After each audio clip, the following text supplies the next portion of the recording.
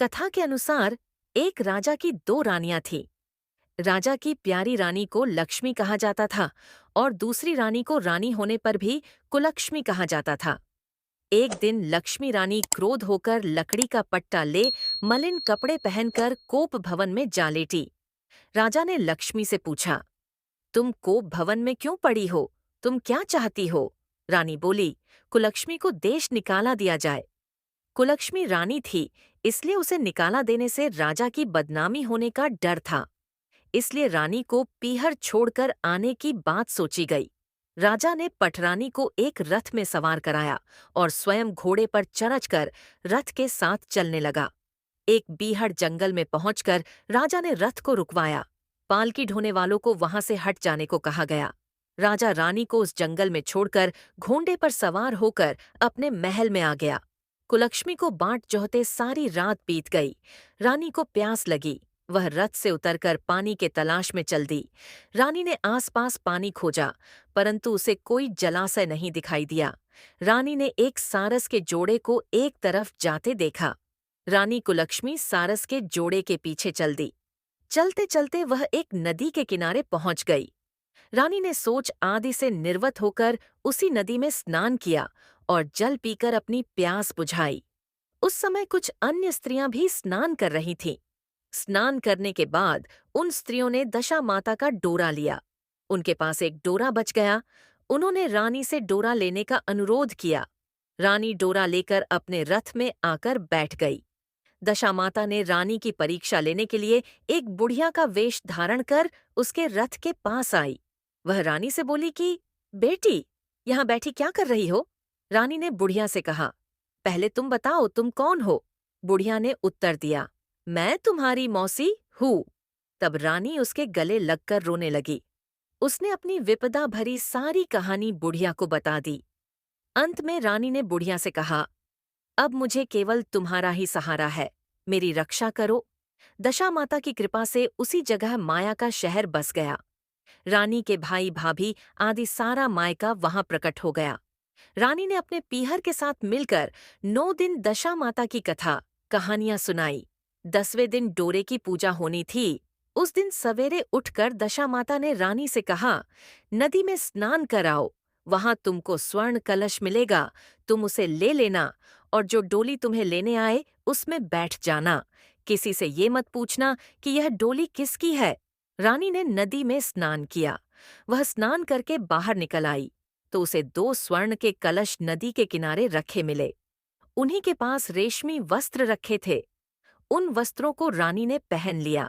वह चलने को तैयार हुई तो उसे डोली आती दिखाई दी। वह डोली में बैठ गई और अपने घर पहुंच गई। घर पहुंचकर उसने मायके के परिवार की सब महिलाएं सहित दशा माता के डोरे की पूजा की, सुहागिनों को भोजन कराया। इसके बाद उसने पारण किया। अब रानी अपने पीहर में आनंदपूर्वक सबके साथ मिलकर रहने लगी। इधर कुछ समय बाद राजा को रानी कुलक्ष्मी का ध्यान आया। राजा ने विचार किया कि जिस दिन से मैं रानी को जंगल में छोड़कर आया हूँ, तब से उनका कोई समाचार नहीं मिला।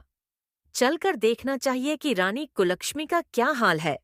मंत्रियों ने राजा को समझाया कि अब रानी से मिलना आपके लिए ठीक नहीं होगा, परंतु राजा ने मंत्रियों की बात पर कोई ध्यान नहीं दिया।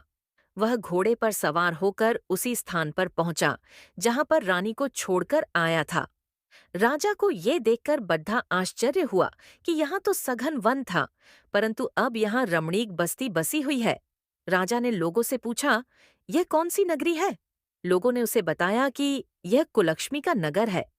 अब तो राजा के आश्चर्य का ठिकाना न रहा। वह बार बार सोच रहा था कि क्या यह नगर मेरी पटरानी कुलक्ष्मी द्वारा बसाया नगर है? राजा ने कुलक्ष्मी के महल के पास जाकर सूचना भिजवाई कि उनसे अमुक देश के राजा मिलना चाहते हैं। रानी ने राजा को पहचान कर मिलने से मना कर दिया, परंतु मौसी ने उसे समझाया कि हिंदुओं में तो पति परमेश्वर माना जाता है। तुम्हें यही उचित है कि तुम यथाशक्ति उनका आदर सत्कार करो। मौसी के कहने पर रानी कुलक्ष्मी ने राजा को महल में बुलवाया। दोपहर को राजा को भोजन पर बुलाया गया। राजा के साथ नाई भी था। रानी राजा और नाई को भोजन कराने लगी। पहली बार रानी ने नाई की पत्तल पर भोजन परोसा तो नाई ने रानी के पैर पर एक छिट्टा लगाया। रानी इस भेद को नहीं समझ सकी कि नाई ने उसके पैर पर रायते का छिट्टा क्यों मारा। रानी दूसरी बार पोशाक बदलकर फिर आई।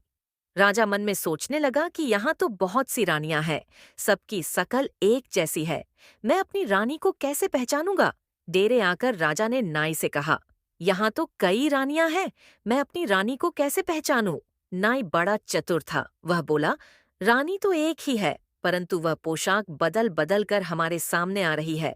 राजा ने नाई से पूछा, तुझे कैसे पता चला कि रानी एक ही है? नाई बोला कि मैंने उनके पैर पर रायते का छिट्टा मारा था।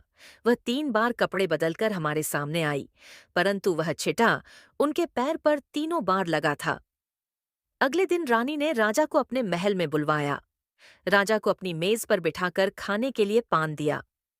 पान खाकर राजा पलंग पर लेट गया और रानी उसके पैर दबाने लगी। राजा ने रानी से अपने किए के लिए क्षमा मांगी और रानी को अपनी राजधानी में चलने को कहा। रानी ने कहा, आप मुझे किस मुंह से चलने को कह रहे हो?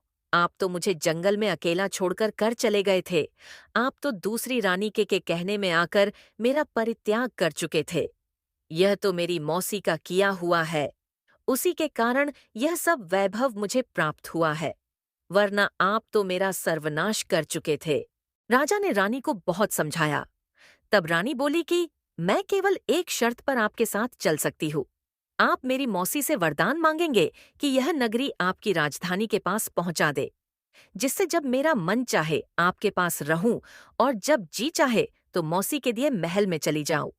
मेरी मौसी बड़ी दयालु है, संभव है कि वह हमारी बात मान जाए। राजा ने दशामाता मौसी से प्रार्थना की। मौसी ने राजा की बात मानकर दोनों शहरों को पास पास स्थापित कर दिया, मानो एक दूसरे के ही भाग हो। राजा ने दशामाता की कृपा का फल जानकर शहर में ढिंडोरा पिटवाया कि उसकी प्रजा दशामाता की पूजा किया करे। भगवती दशामाता ने जिस प्रकार कुलक्ष्मी पर दया करी, वैसे ही दया सब जनों पर करे। दशामाता की जय हो। धन्यवाद।